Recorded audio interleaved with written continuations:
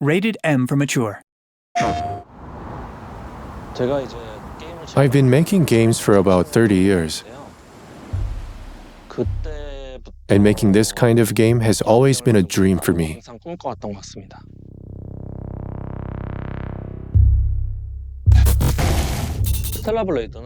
Stellar Blade has been influenced by various countries, but in particular by Korea. Korea has developed extensively over the years, with structures that had gone through cycles of construction and decay.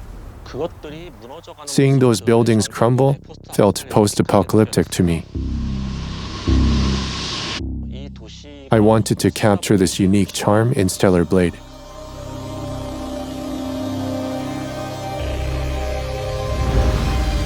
Even in the darkest times, it's always safe to bet on human survival instinct. In the game, you will encounter a city called Zion, a place frozen in time. Zion is the last city of humanity on Earth. Aesthetically, Zion really stands out, but I felt sympathy for the NPCs living there. They live in a very challenging and unfortunate environment. Is everyone hiding because of us? We have a situation here. There are many different environments in Stellar Blade: a city environment, great deserts, and wastelands. And even space. I actually wanted to reinterpret some of the conventional imagery associated with post-apocalyptic worlds. Rather than expanding horizontally, I thought about ways to expand vertically. Orbit Elevator is the level I'm the most proud of. My favorite area of the game is the Matrix.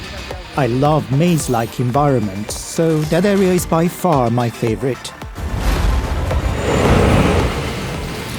Personally, my favorite stage is the subway section. It's a map where you delve deep into the underground.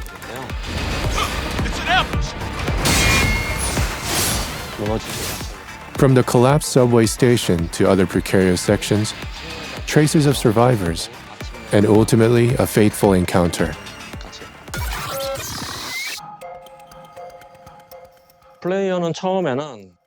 At the beginning of the game, players navigate a somewhat linear map. However, the moment you encounter survivors on the surface, the world expands significantly. This is the largest land I've ever seen in my life. And yet danger lurks around every corner. And you can find yourself in a world where you can go anywhere.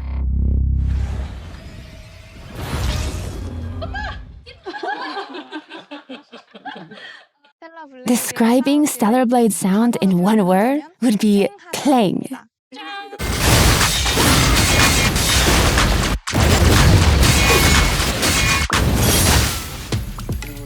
Parrying is a crucial element of our combat system.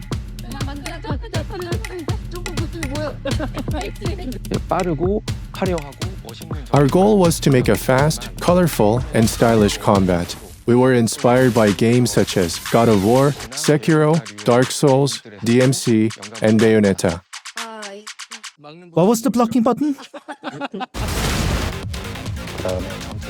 We made a huge effort to make weapon hits more impactful and make combat sequences more dynamic.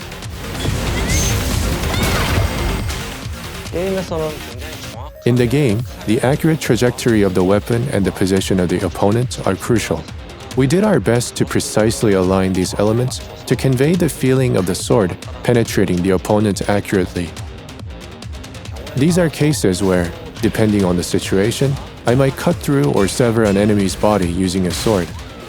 I believe this is a crucial element, not just for the sake of gore, but also to give the feeling that the player is effectively utilizing a sword and give the feeling that you are really fighting. The functions of the DualSense were incredibly helpful for that. You'll be able to feel it right on your fingertips. Add this to the sound, motion, enemy reactions, and effects. All of these elements combine in perfect harmony.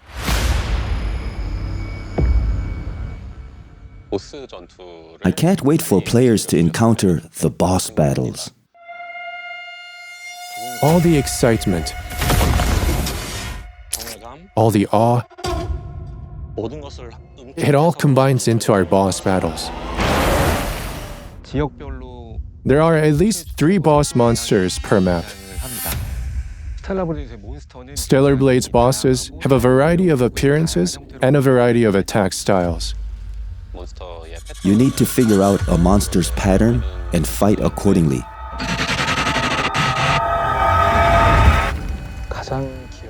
My most memorable monster is the one we made first. His name is Gigas. He's a gorilla-shaped monster. At first, he had only a few skills, but we added many more while developing the combat system. The reason why I like Starker the most is because he's the first monster that made me feel that I'm doing a good job with the scripting. Out of all of them, he's the best. Fantastic finish. There is a monster called Abaddon that players will meet early on in the game. Everyone in the studio had a competition to see who could defeat this boss first. Okay, let's do this. Adam, get back!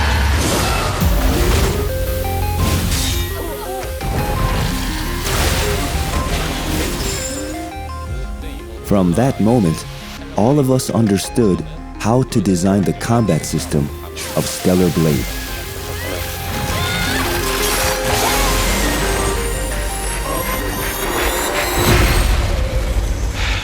Things will only get harder.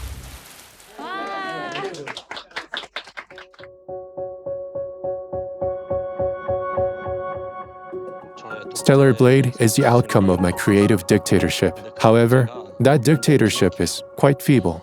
So, everyone pretends to listen to what I say whilst creating what they want. To be honest, it wasn't a smooth ride. Can I do it again? The most important thing was the communication between each other.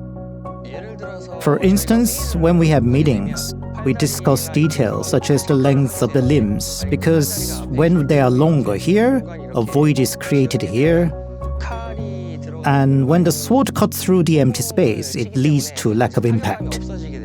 We discuss that kind of detail.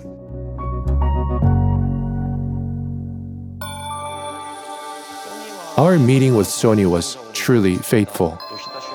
Shuhei Yoshida happened to be in South Korea. We contacted Sony, informed them that we were making a game, and he came to play it in person. From there on, our relationship with Sony began. When I found out that Stellar Blade was PlayStation 5 exclusive, I was very proud. My first PlayStation was a PS2 when I was in middle school. I never dreamt that I would ever get to develop the games I played of as a child. I grew up too poor to afford a gaming console, and only when I became a college student could I finally purchase PS1. I enjoyed playing games like Ridge Racer and Final Fantasy, and this ignited a strong desire in me to create games like this. In Korea, there are not many opportunities to create console games, so there is a strong desire to make good games for global users. When Stellar Blade is released, I hope it becomes an example that South Korean game developers can develop a console game. I think Kim Young-tae will leave a historic mark on South Korean game developing history. Stellar Blade was made for you. If you are a player who enjoys single-player console games, you will know how much the developers love the culture and how much they put their love and hearts into it. I hope you have a great time with its charming characters, captivating worlds, and formidable foes. Just grab your controller and enjoy.